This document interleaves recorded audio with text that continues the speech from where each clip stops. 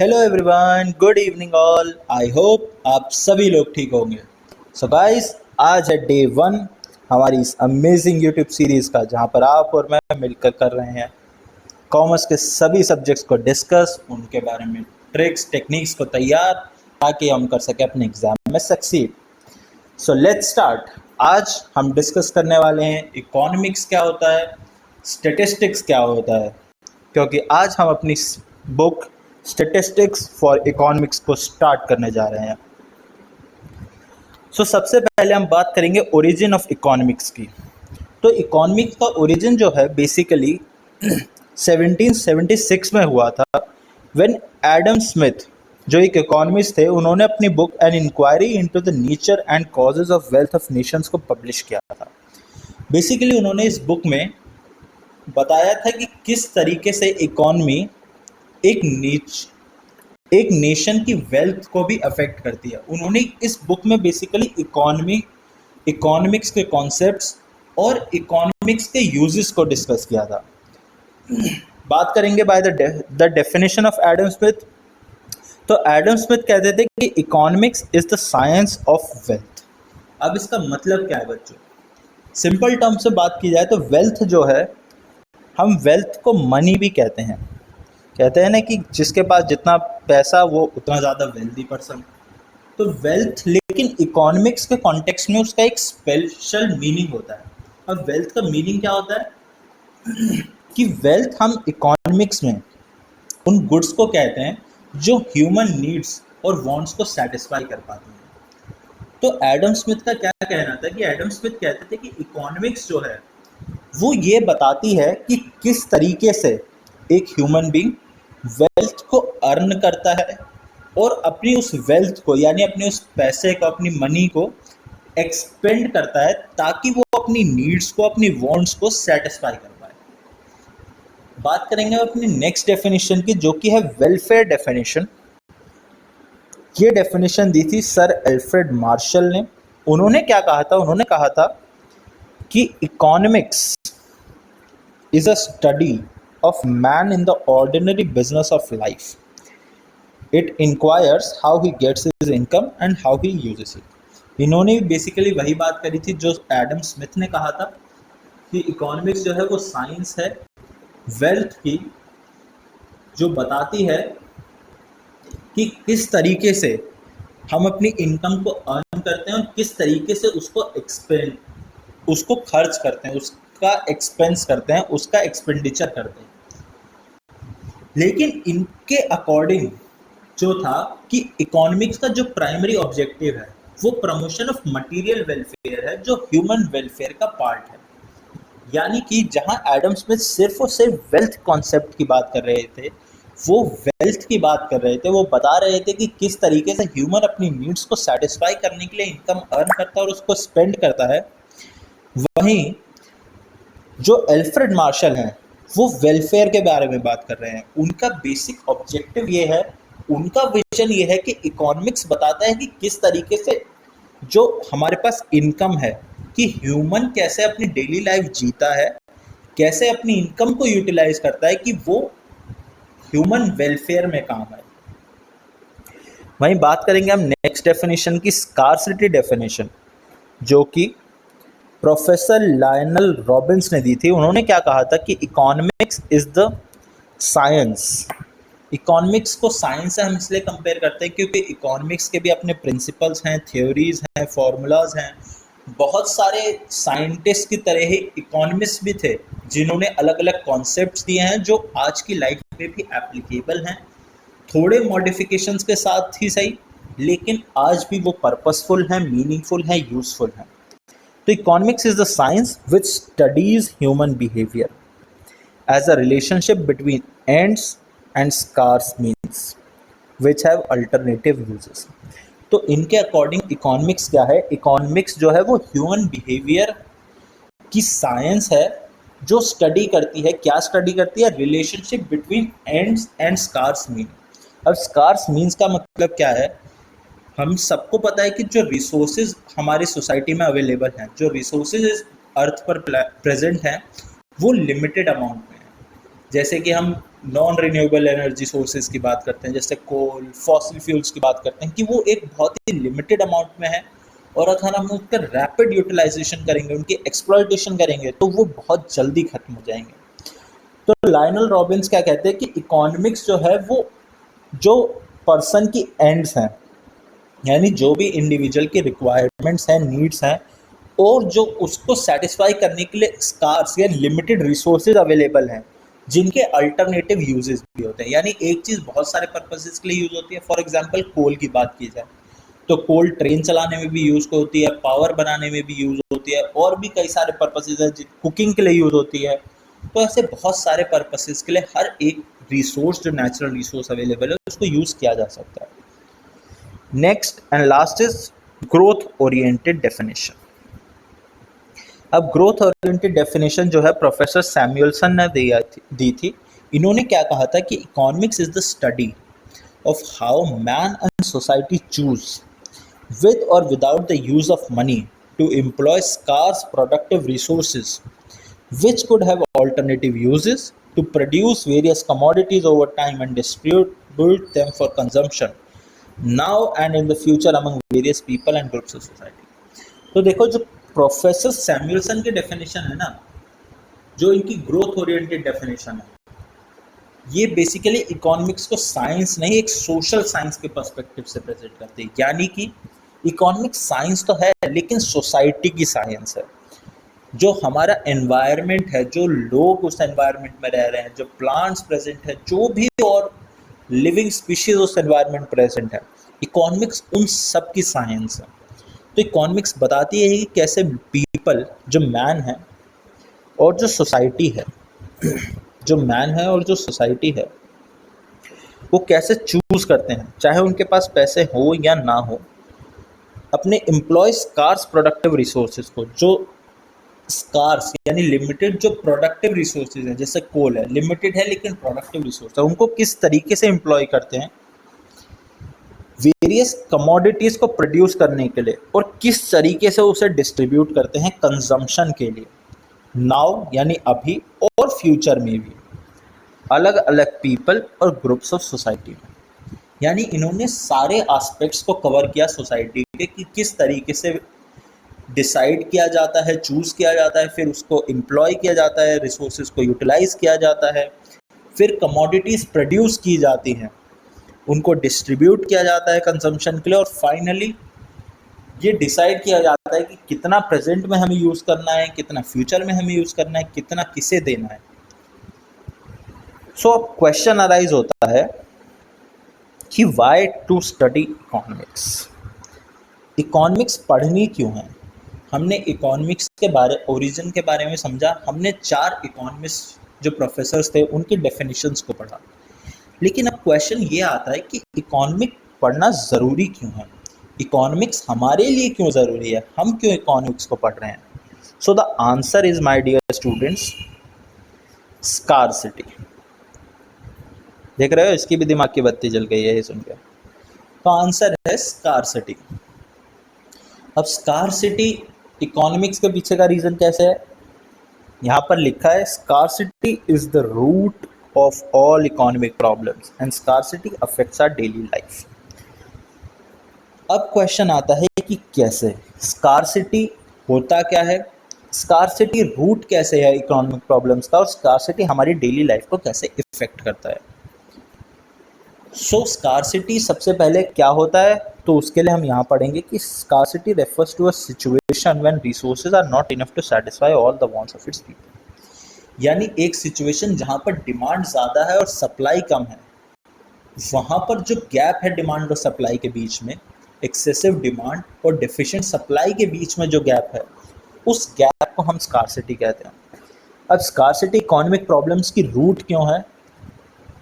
क्योंकि अगर resources abundant amount में अवेलेबल होंगे, अनलिमिटेड रिसोर्सेज अवेलेबल होंगे, तो हमें ये सब चीज़ें जो हमने पढ़ी कि किस तरीके से रिसोर्सेज को एम्प्लॉय किया जाए, उनको डिस्ट्रीब्यूट किया जाए, ताकि वो प्रेजेंट में भी यूज़ कर सकें, फ्यूचर में भी यूज़ कर सकें, और सभी ग्रुप्स ऑफ पीपल तक उन्हें पहुंच सके, ये प्रॉब्लम ही अराइज नहीं होगी। यानी ये जो इकोनॉमिक प्रॉब्लम है ना स्कार्सिटी की वजह से, जो अब अराइज हो रही है क्योंकि रिसोर्सेज लिमिटेड है और वांट्स अनलिमिटेड है, वो प्रॉब्लम ही अराइज नहीं होगी अगर जो रिसोर्सेज है, प्रोडक्टिव रिसोर्सेज है, वो स्कार्स ना हो और अबेंडेंटली ह्यूज अमाउंट में अवेलेबल है। अब स्कार्सिटी हमारी डेली लाइफ को किस तरीके से अफेक्ट करती है, तो हम डेली लाइफ में बहुत सारे प्रॉब्लम्स फेस करते हैं, जैसे कि long queues at the railway reservation counters, crowded buses and trains, shortage of essential commodities, increasing prices of petrol, vegetables, pulses। आपने देखा होगा कई बार सब्जियों के रेट, जो सब्जियों के प्राइसेस हैं बहुत ज़्यादा महंगे हो जाते हैं, या कई बार होता है फ्यूल के प्राइसेस बढ़ने लगते हैं। बहुत सारी ऐसी एसेंशियल कमोडिटीज़ हैं, कई बार पल्सेस के प्राइसेस जो होते हैं, दालें जो हम यूज़ करते हैं उनके प्राइसेस बहुत ज़्यादा बढ़ जाते हैं।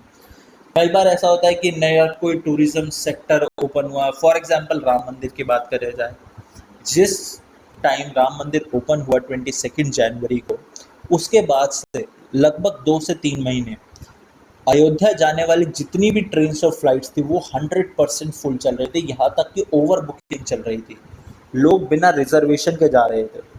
तो उस पॉइंट पर ट्रैवल की स्कार्सिटी थी, डिमांड बहुत ज़्यादा थी अयोध्या जाने के लिए, लेकिन जो रिसोर्सेज अवेलेबल थे गवर्नमेंट के पास, चाहे फ्लाइट्स की बात करें, ट्रेन की बात करें या बसेस की बात करें, कोई भी मोड ऑफ ट्रांसपोर्टेशन, वो लिमिटेड था।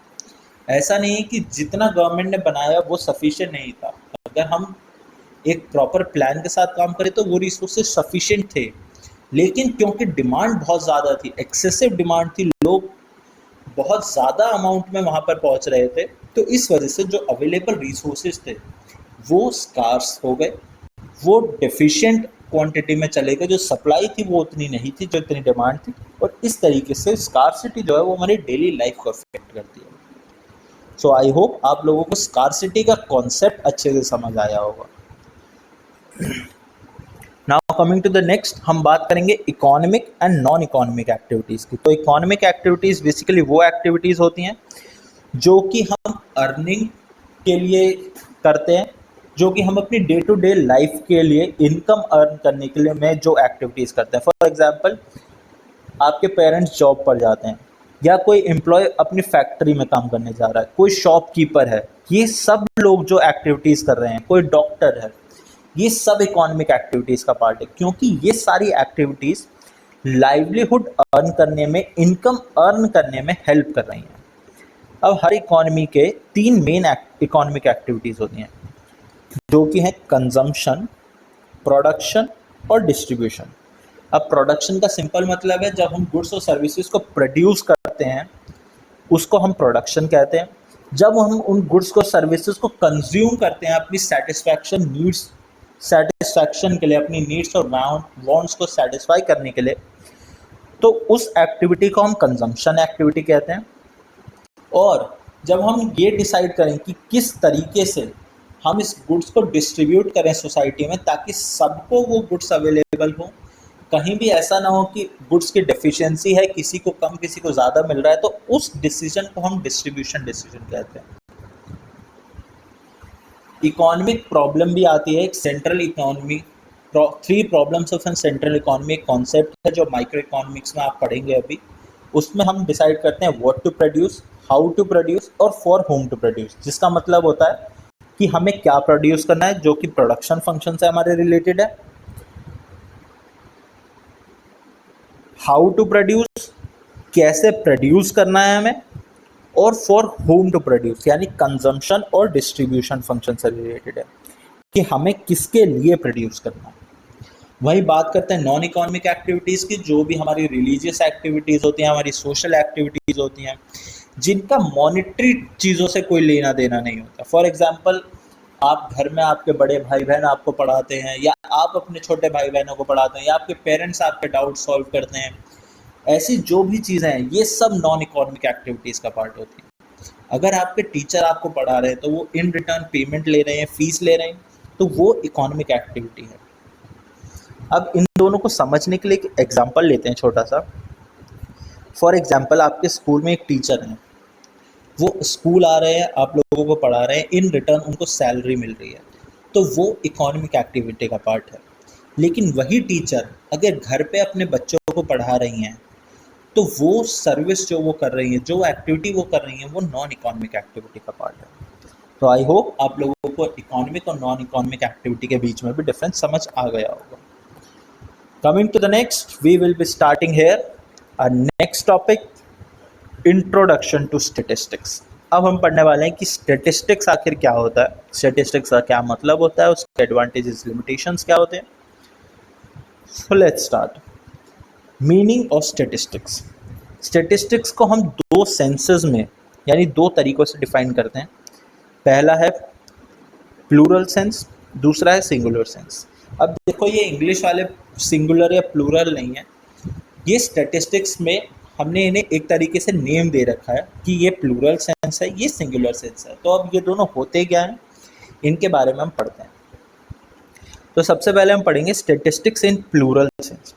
तो statistics refers to aggregate of facts affected to a marked extent by multiplicity of causes, numerically expressed, enumerated or estimated according to reasonable standards of accuracy, collected in a systematic manner for predetermined purpose and placed in relation to each other।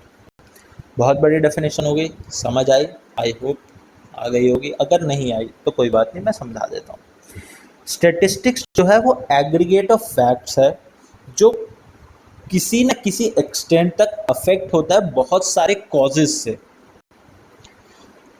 हम numerical terms में यानी numbers में उसको express कर सकते हैं, enumerate यानी उसको लिस्ट कर सकते हैं, लिख सकते हैं, और एस्टिमेट भी कर सकते हैं कोई रीजनेबल स्टैंडर्ड ऑफ एक्यूरेसी के हिसाब से। यानी ऐसा नहीं है कि हम कुछ भी अंदाज़ा लगा रहे हैं, एस्टिमेट कर सकते हैं, लेकिन उस एस्टिमेशन के पीछे भी एक रीजनेबल स्टैंडर्ड होना चाहिए, कोई फिक्स्ड मेथड होना चाहिए।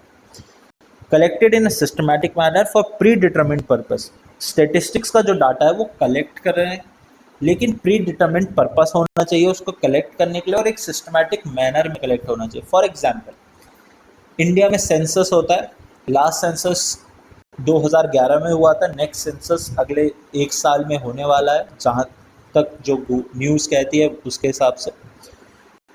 तो सेंसस करने के लिए एक प्री डिटरमिन्ड पर्पस होता है कि इंडिया की पॉपुलेशन की डाइवर्सिटी क्या है, कौन एम्प्लॉयड है, कौन अनएम्प्लॉयड है, कौन कितने मेल्स हैं, कितने फीमेल्स हैं, कितने कौन से सेक्टर में आते हैं, कितने कौन सी स्टेट में रहते हैं, एक फैमिली में कितने लोग हैं, टोटल पॉपुलेशन कितनी है, रीजनल डाइवर्सिटी क्या है, रीजन डाइवर्सिटी क्या है, सब चीज़ें पता लगाना स्टैटिस्टिक्स का पर्पस है। और स्टैटिस्टिक्स सब चीज़ें पता लगाना सेंसस का पर्पस है। और सेंसस जो है वो एक सिस्टमैटिक मैनर में होता है, एक फिक्स्ड पैटर्न होता है, एक क्वेश्चनयार होता है जिसमें हम डाटा फिल करते हैं और अपलोड करते हैं गवर्नमेंट की वेबसाइट पर, जो गवर्नमेंट ऑफिशियल्स आते हैं वो लोग। तो एक सिस्टमैटिक मैनर है, एक फिक्स्ड पैटर्न है कि इस तरीके से सेंसस किया जाएगा, और उस सेंसस को करने का एक प्री डिटरमिन्ड पर्पस भी है। And placed in relation to each other. Statistics तब तक यूजफुल नहीं है जब तक वो कंपैरिजन के लायक ना हो। एक फिगर हमारे पास दे रखी है, मान लो 1 2 3, क्या हम इसे स्टैटिस्टिक्स कहेंगे? ये तो न्यूमेरिकली एक्सप्रेस्ड भी है, हमने लिस्ट भी कर रखी है, एस्टिमेट का इसमें कोई रीज़न ही नहीं है, क्या हम इसे स्टैटिस्टिक्स कहेंगे? द आंसर इज़ नो, क्योंकि ये चीज़ किसी भी पर्पस की नहीं है हमारे लिए, क्योंकि हम इसको किसी भी चीज़ से कंपेयर ही नहीं कर सकते। हम ये नहीं बता सकते कि ये जो 1 2 3 यहाँ लिखे हैं ये किस चीज़ से रिलेटेड है। So we will be talking about the characteristics of statistics in plural sense. तो हमने जो अभी डेफिनेशन में बात करी कैरेक्टरिस्टिक्स, वही चीज़ स्टैटिस्टिक्स के कैरेक्टरिस्टिक्स भी हैं।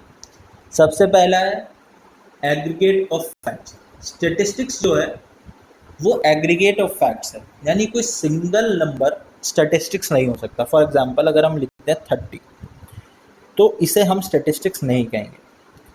लेकिन हाँ, अगर हम लिखते 30 45 50 56 और एज, अब ये एक स्टैटिस्टिक्स का पार्ट है, क्योंकि हमें पता है ये एज है 4 लोगों की और ये स्टैटिस्टिक्स है।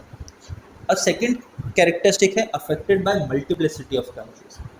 स्टेटिस्टिक्स जो है वो बहुत सारे कॉजेज से अफेक्ट होता है। फॉर एग्जांपल, गवर्नमेंट ने डिसाइड करा कि वो प्रोडक्शन ऑफ राइस, जो राइस प्रोडक्शन है इंडिया का, उसका स्टेटिस्टिक्स कैलकुलेट करेगी कि कितना प्रोडक्शन होता है, क्या हाँ कहाँ कितना प्रोडक्शन होता है, किस स्टेट में होता है, कहाँ कंजम्पशन होता है, वो सब।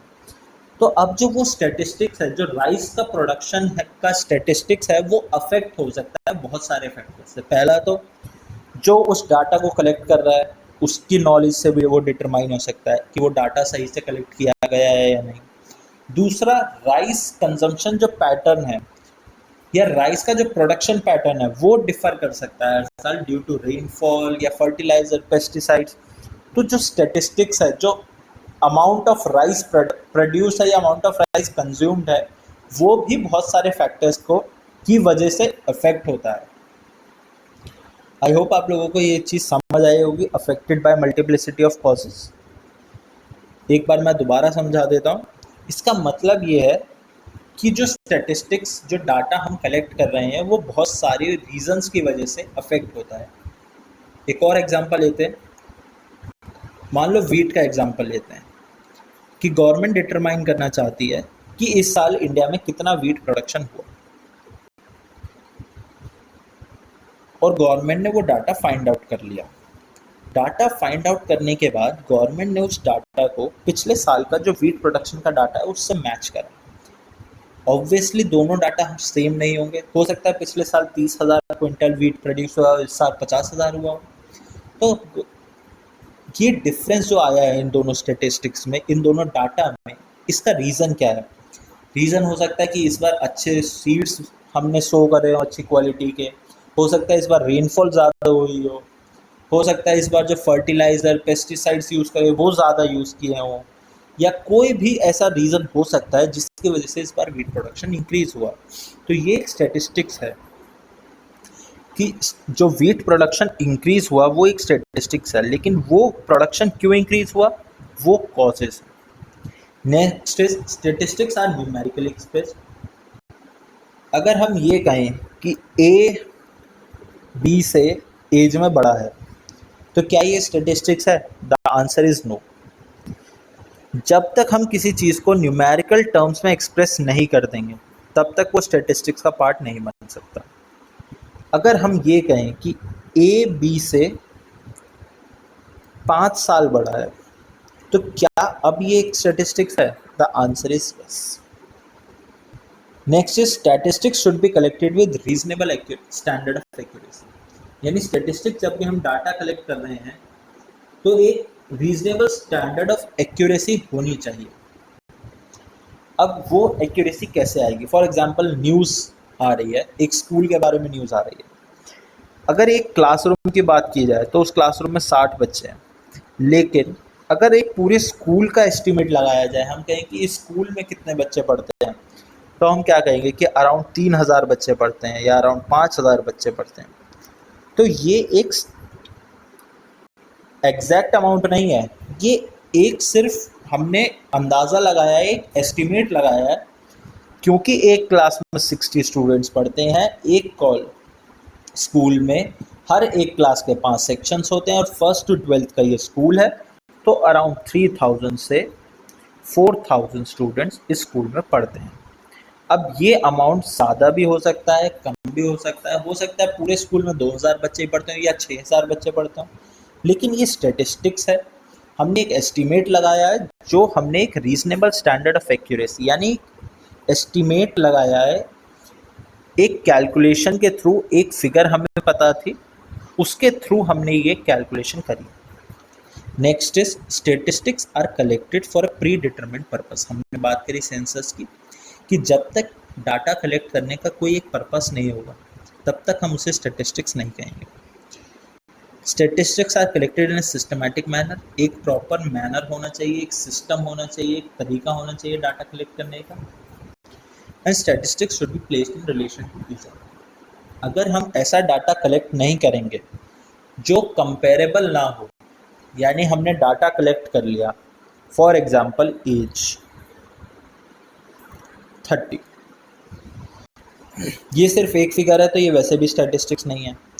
लेकिन अगर इन placed in relation to each other वाले फैक्टर की भी हम बात करें तो भी ये स्टैटिस्टिक्स नहीं है, क्योंकि ये एक सिंगल फिगर है। इसको हम किसी से कंपेयर नहीं कर सकते क्योंकि इसके अलावा हमारे पास कोई डाटा ही नहीं है। तो इसीलिए statistics should be placed in relation to each other. Statistics को या डाटा को इस तरीके से कलेक्ट करना चाहिए कि हमारे पास उसको कंपेयर करने के लिए भी कोई डाटा हो। Next thing is statistics in singular sense.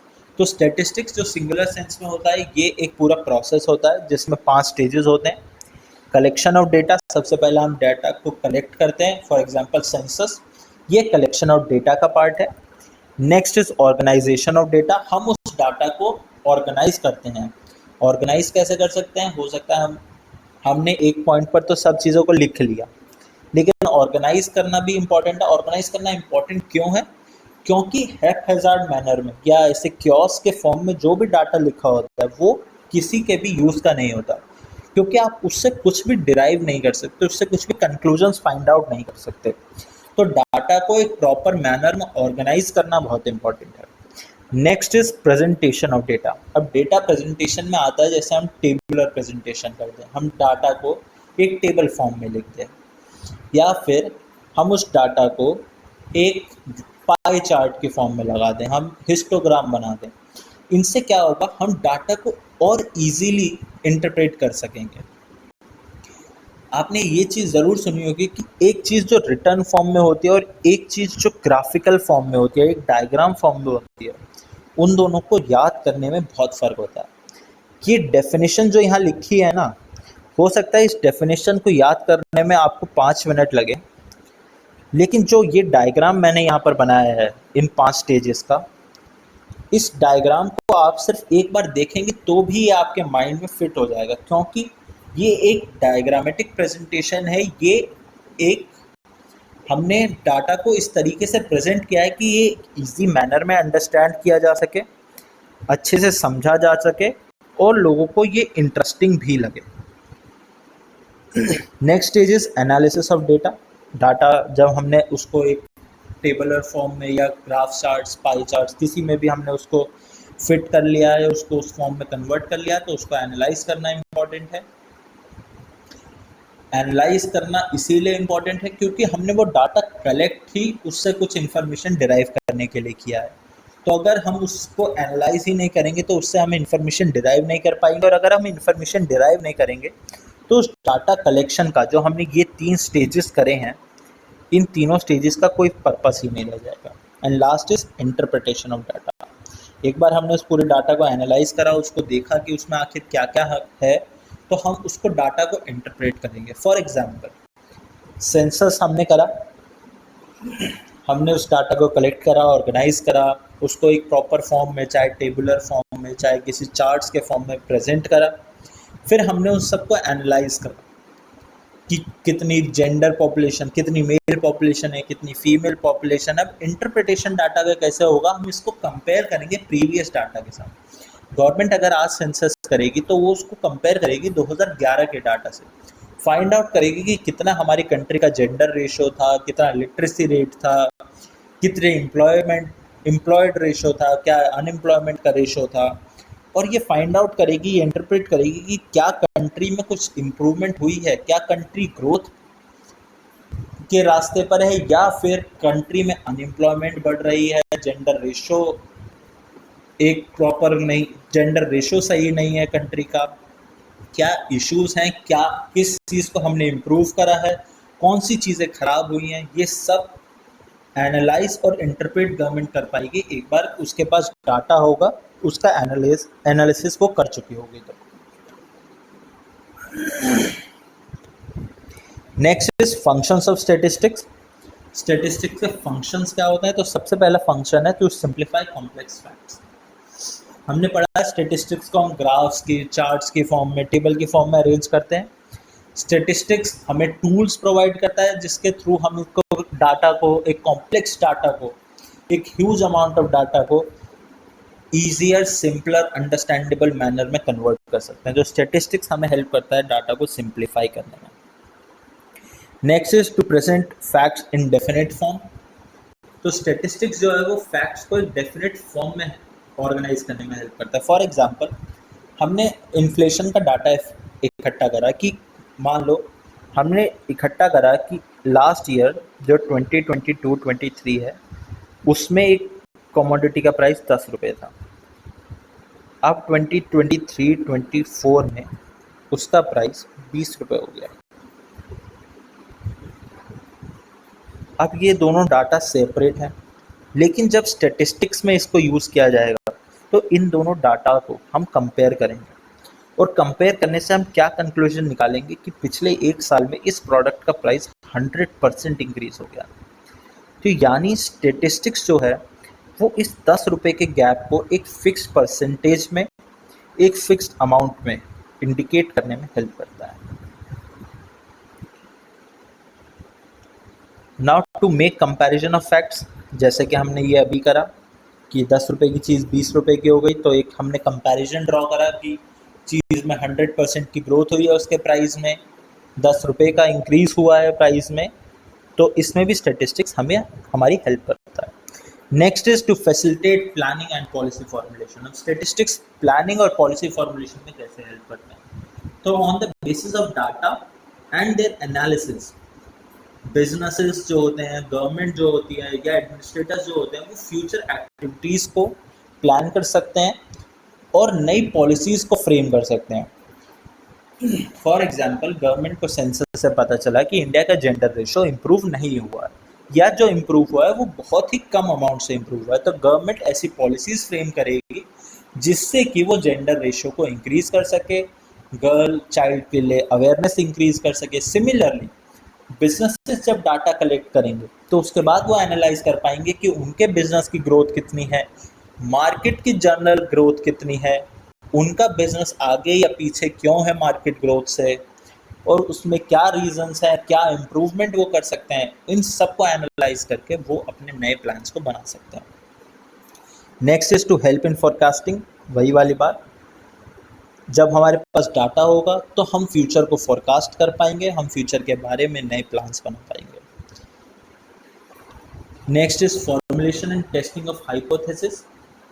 इसका मतलब ये होता है कि स्टैटिस्टिकल टेक्निक्स जो होती हैं उससे हम ये भी एनालाइज कर सकते हैं कि अगर हम कोई एक्शन करें, हम कोई पॉलिसी इम्प्लीमेंट करें, हम कोई एक्शन लें, तो उसका रिएक्शन या उसका रिपरकशन क्या होगा। फॉर एग्जांपल, स्टैटिस्टिक्स इकोनॉमिस्ट को ये भी हेल्प कर सकता है एनालाइज करने में कि अगर वो किसी चीज़ का या किसी प्रोडक्ट का प्राइस इंक्रीज कर दे। फॉर एग्जांपल, रेलवे मिनिस्ट्री जो है इंडिया की, उसको फेयर इंक्रीज करना है, तो वो डाटा कलेक्ट करेगी रेलवे से रिलेटेड और फिर एनालाइज करेगी कि अगर हम इस टिकट का प्राइस 10 रुपये से बढ़ाकर 15 रुपये कर देते हैं या 200 रुपये से बढ़ाकर 250 रुपये कर देते हैं, तो इसका क्या जनरल पब्लिक पर इम्पैक्ट आएगा और उनका क्या रिएक्शन होगा।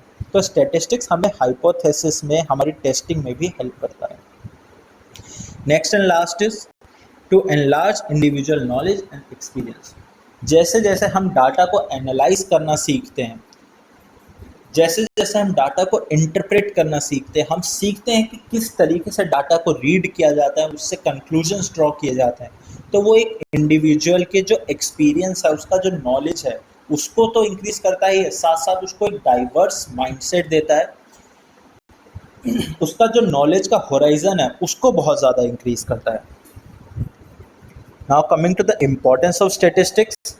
तो स्टैटिस्टिक्स जो है वो गवर्नमेंट के लिए, इकोनॉमिस्ट के लिए, इकोनॉमिक प्लानिंग के लिए, बिजनेसेस के लिए, सबके लिए इम्पॉर्टेंट है। और ये सबकी इम्पोर्टेंस क्या है, हम अभी तक लगातार पढ़ते आ रहे हैं। For example, government data collect करती है जिसके थ्रू वो वेलफेयर पॉलिसीज़ बनाती है, इकोनॉमिस्ट जो है इकोनॉमिक पॉलिसीज़ बनाते हैं, लॉज बनाते हैं, स्टॉक मार्केट के ट्रेंड्स स्टैटिस्टिक्स की वजह से डिटरमाइन होते हैं, मार्केट स्ट्रक्चर डिटरमाइन होते हैं, बिजनेसेस स्टैटिस्टिक्स को यूज़ करते हैं अपनी नई पॉलिसीज़ बनाने के लिए, अपने कंपटीटर से compete करने के लिए, मार्केट में नए प्रोडक्ट के रिएक्शंस को रिकॉर्ड करने के लिए भी स्टैटिस्टिक्स को यूज़ किया जाता है। आप सबने एक चीज़ के बारे में सुना होगा, पायलट सर्विस।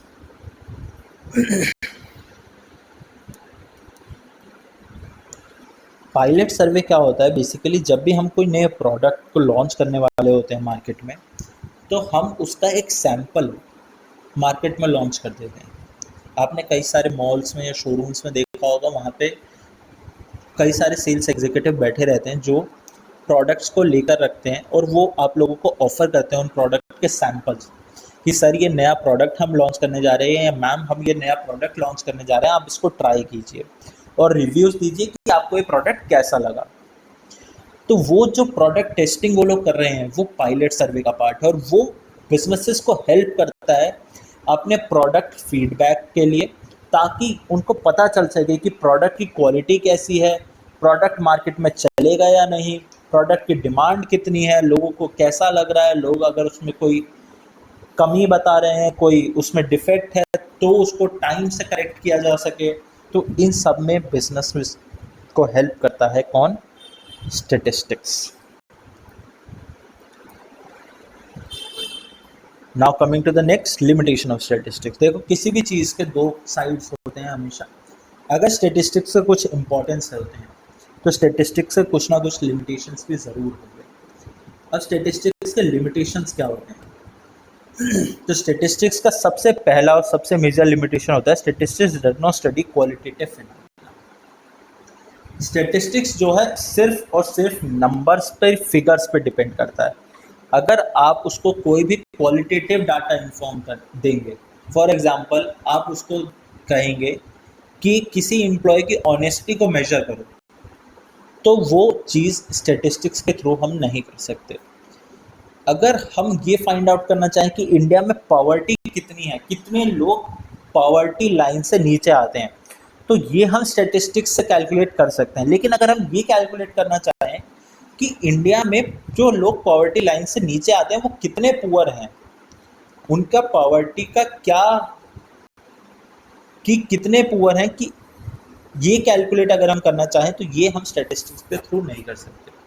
अगर हम किसी की ब्यूटी की बात करें, किसी पर्सन की हेल्थ की बात करें, तो ये सब स्टैटिस्टिक्स के थ्रू कैलकुलेट नहीं कर सकते। अब आप कहेंगे कि हेल्थ तो हम कर सकते हैं सर, हम उसके टेस्ट करवा सकते हैं, जो रेगुलर हेल्थ चेकअप होता है, और अगर वो रिपोर्ट ओके आती है तो वो हेल्थ टेस्ट होता है।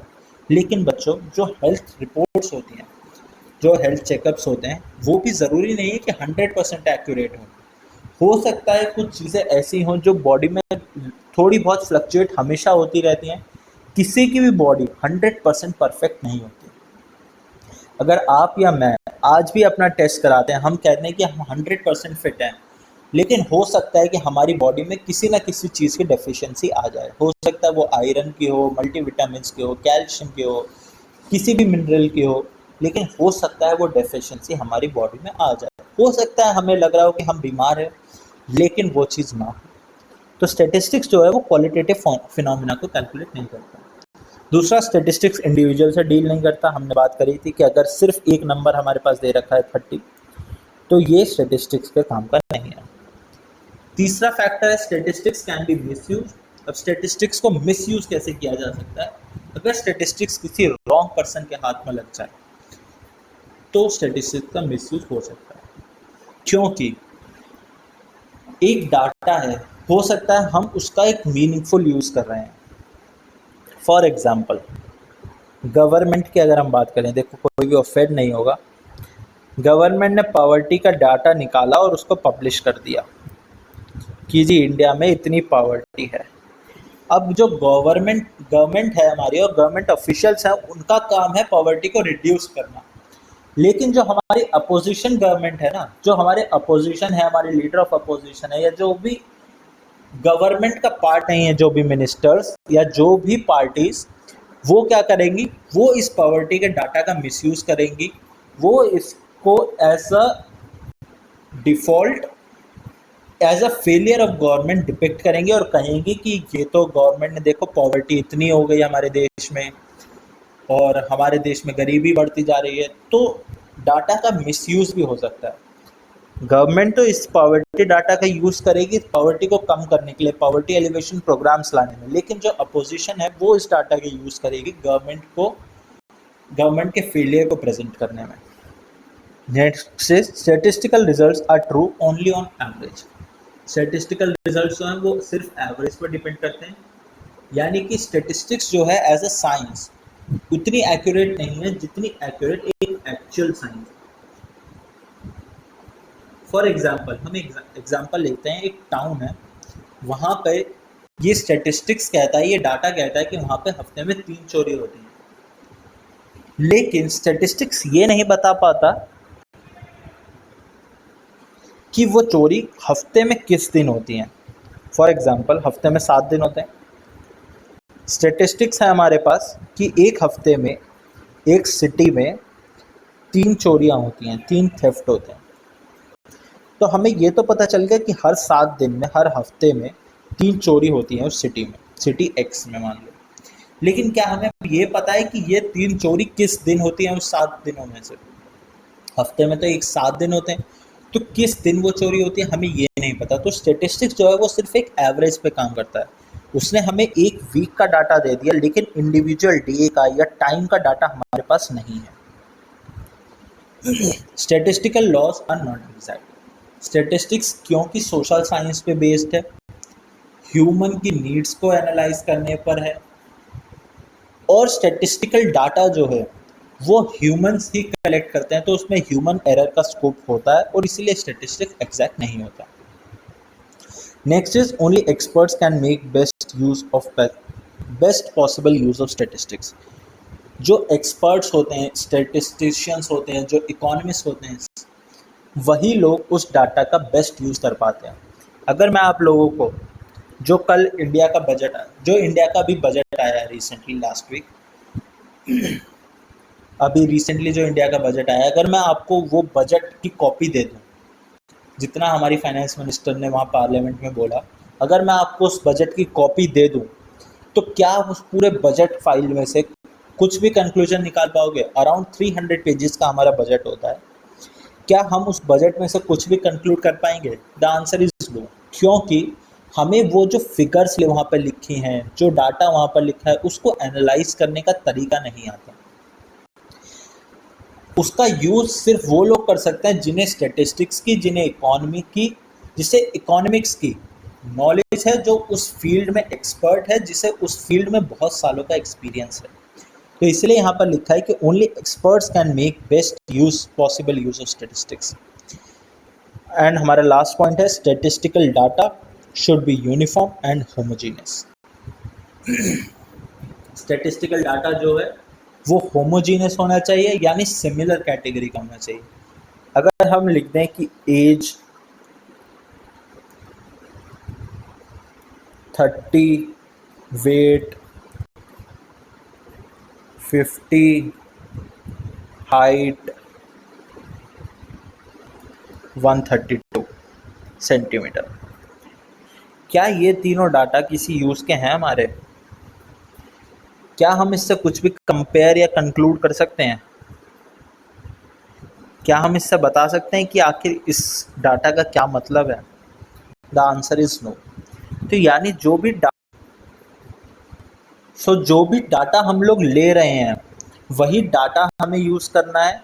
यानी कि अगर हम एज के बारे में बात कर रहे हैं, फॉर एग्जांपल अगर हम एक क्लास में स्टूडेंट्स की एज को कंपेयर करना चाह रहे हैं या उनकी हाइट को कंपेयर करना चाह रहे हैं, तो एक बार अगर हमने क्राइटेरिया को डिसाइड कर लिया तो हमें उसी क्राइटेरिया को फॉलो करना है और उसी क्राइटेरिया के बेसिस पे सारा डाटा कलेक्ट करना है।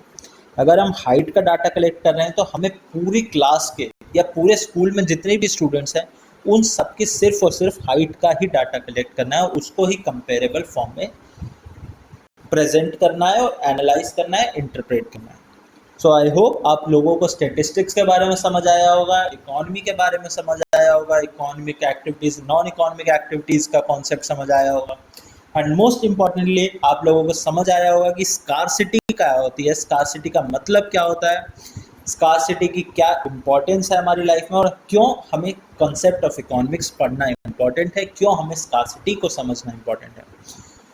So that's all for today, thank you for joining.